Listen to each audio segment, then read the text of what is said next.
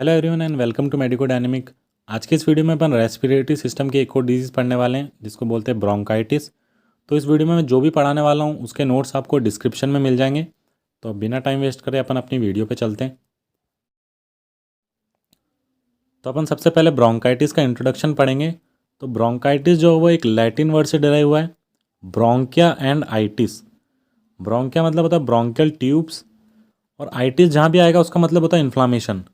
तो जो आप डायग्राम में देखना है, जो अपनी ब्रोंकियल ट्यूब्स है ये देखो, इनके अंदर इन्फ्लामेशन हो जाता है, इसको अपन बोलते हैं ब्रोंकाइटिस।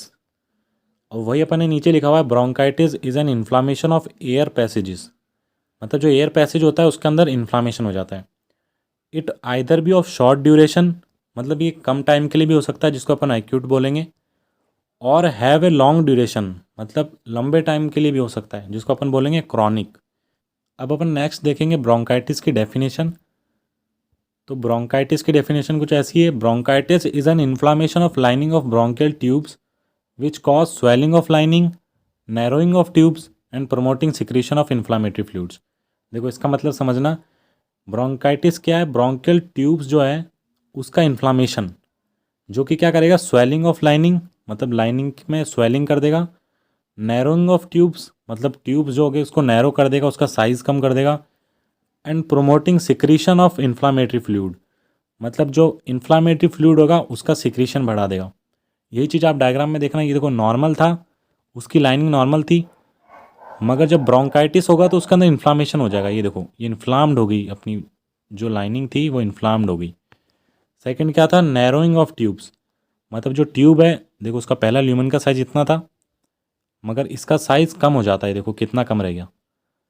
तो ये हो गया narrowing of tubes and promoting secretion of inflammatory fluid, मतलब इसके अंदर जो इन्फ्लामेटरी फ्लूइड होगा उसका सिक्रीशन भी बढ़ जाएगा। अब इसके बाद अपन नेक्स्ट देखेंगे टाइप्स क्या होते हैं ब्रोंकाइटिस के।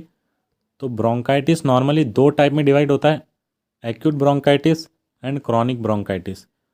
अब इन दोनों को थोड़ा अपन ब्रीफली पढ़ेंगे। तो एक्यूट ब्रोंकाइटिस क्या होता है, वो किसी भी बैक्टीरियल या फिर वायरल इन्फेक्शन की वजह से होता है, मतलब कोई भी बैक्टीरिया या कोई भी वायरल इन्फेक्शन की वजह से एक्यूट ब्रोंकाइटिस होता है।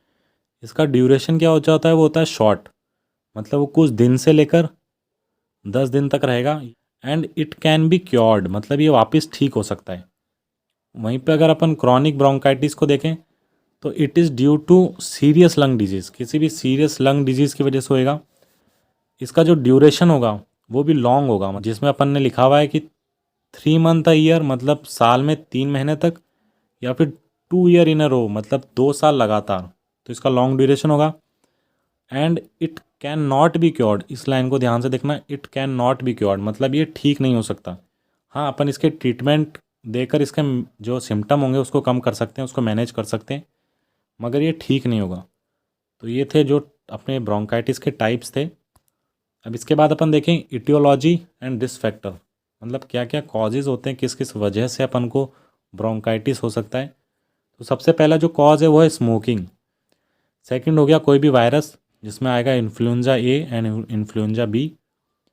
कोई भी बैक्टीरिया, बैक्टीरिया कौन सा हो सकता है, माइकोप्लाज्मा निमोनिया, इसकी वजह से भी ब्रोंकाइटिस हो सकता है। एसिड रिफ्लक्स फ्रॉम स्टमक, मतलब अपने जो स्टमक होगा उसमें HCl होता है, वो रिफ्लक्स होकर रेस्पिरेटरी सिस्टम में चल जाएगा, वो एक डिजीज़ होती है जिसको अपन बोलते हैं GERD, gastro oesophageal reflux disease. इसमें क्या होता है, जो अपने स्टमक का जो एसिड होता है वो रिफ्लक्स होकर रेस्पिरेटरी सिस्टम में कुछ ड्रॉप्स चल जाती है। तो वो जब एसिडिक ड्रॉप्स अपने रेस्पिरेटरी सिस्टम में जाएगी तो उस लाइनिंग को इरिटेट करेगी, तो उसकी वजह से भी ब्रोंकाइटिस हो सकता है। और इसके बाद है inhaling irritating fumes and dust, मतलब इरिटेटिंग फ्यूम्स या फिर डस्ट को अगर अपन ने इनहेल कर लिया तो उसकी वजह से भी ब्रोंकाइटिस हो सकता है। तो ये थे ब्रोंकाइटिस के कॉजेज़।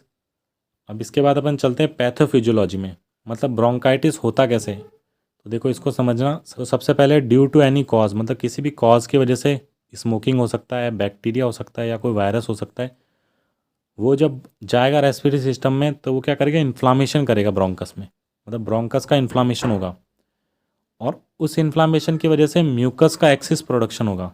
ये देखो डायग्राम में देखना, ये म्यूकस है, इसका एक्सेस प्रोडक्शन होने लग गया, and potential smooth muscle contraction, जो स्मूथ मसल होगी अपनी ये ब्रोंकस की, इसमें भी कॉन्ट्रैक्शन होगा, और इन तीनों के वजह से ब्रोंकियोस्पाज्म हो जाएगा, मतलब ब्रोंकियस का साइज़ कम हो जाएगा, ब्रोंकियस का कॉन्स्ट्रिक्शन हो जाएगा। यही अपना कॉज करेगा ब्रोंकाइटिस को। देखो आपको डायग्राम में देख के सही से समझ में आएगा। देखो डायग्राम को देखना, ये जो अपना ब्रोंकस था इसके अंदर देखो सबसे पहले तो इन्फ्लामेशन हुआ, और इन्फ्लामेशन होने के बाद म्यूकस सिक्रेट होने लगा, और ये कुल मिला के ये नैरो कर दिया इसको, है ना, ब्रोंकियोस्पाज्म कर दिया, इसमें जगह बहुत कम रह गई एयर पास होने के लिए। तो ये होता है अपना पैथोफिजियोलॉजी की कैसे ब्रोंकाइटिस कॉज होता है। इसके बाद अपन देखेंगे क्लिनिकल मैनिफेस्टेशन। क्लिनिकल मैनिफेस्टेशन मतलब क्या क्या साइन एंड सिम्टम आएंगे। तो पहला है कफ। कफ कौन सा? प्रोडक्टिव। प्रोडक्टिव मतलब कि सूखी खांसी नहीं होगी, कफ कफ के साथ मतलब खांसी के साथ स्पूटम भी आएगा। स्पूटम क्यों आ रहा है? क्योंकि म्यूकस ज़्यादा प्रोडक्शन हो रहा है, वो म्यूकस कफिंग करते टाइम बाहर आएगा। सेकंड होता है डिस्पीनिया। डिस्पीनिया का मतलब होता है डिफ़िकल्टी इन ब्रीथिंग, मतलब सांस लेने में दिक्कत।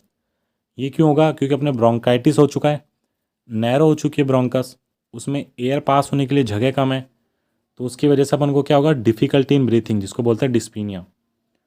थर्ड होगा म्यूकस प्रोडक्शन, मतलब जो म्यूकस होगा उसका प्रोडक्शन भी होगा, ये अपन ने देखा था डायग्राम में भी। फोर्थ होगा एयरवे ऑब्स्ट्रक्शन। एयरवे ऑब्स्ट्रक्शन कैसे हो रहा है? ब्रोंकाइटिस हुआ है, इन्फ्लामेशन हो गई है ब्रोंकस में, साइज़ कम रह गया है एयर पास होने के लिए, तो उसको अपन बोलेंगे एयरवे ऑब्स्ट्रक्शन। इसके बाद होगा चेस्ट पेन। अब ब्रोंकाइटिस हो रखा है, ब्रोंकस में इन्फ्लामेशन है, तो उसकी वजह से अपन को चेस्ट पेन भी होगा।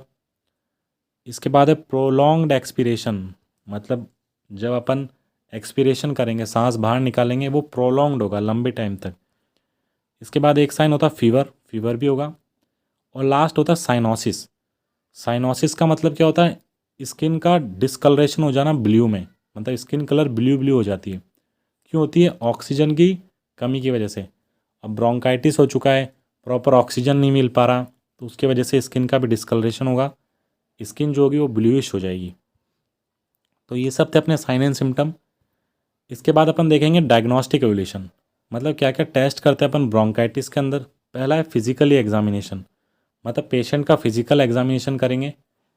सेकंड होगा स्पायरोमेट्री। स्पायरोमेट्री देखो ये डायग्राम में देखना, एक डिवाइस होता है जिसकी वजह से अपन को पता लगता है कि कितने फोर्स के साथ और कितना एक्सपीरेशन अपन कर रहे हैं। इसके बाद है पल्स ऑक्सीमेट्री। पल्स ऑक्सीमेट्री में अपन को क्या पता लगता है कि अपने ब्लड में कितना ऑक्सीजन है। इसके बाद होता है चेस्ट एक्सरे या फिर चेस्ट सीटी स्कैन।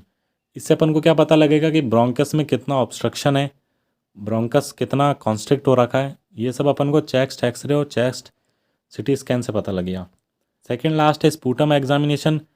ये क्या काम आएगा? जो कोई भी बैक्टीरियल इन्फेक्शन होगा उसको डिटेक्ट करने के लिए, मतलब जब अपन कफ करेंगे, अपने कफिंग करते टाइम स्पूटम बाहर आएगा, उस स्पूटम को अपन लैब में टेस्ट करेंगे और देखेंगे कोई बैक्टीरियल इन्फेक्शन तो नहीं है उसमें। और लास्ट है ब्लड टेस्ट। ब्लड टेस्ट में क्या पता लगेगा? WBC का जो काउंट होगा, जो अपने वाइट ब्लड सेल होंगे, वो इंक्रीज़ हो जाएंगे।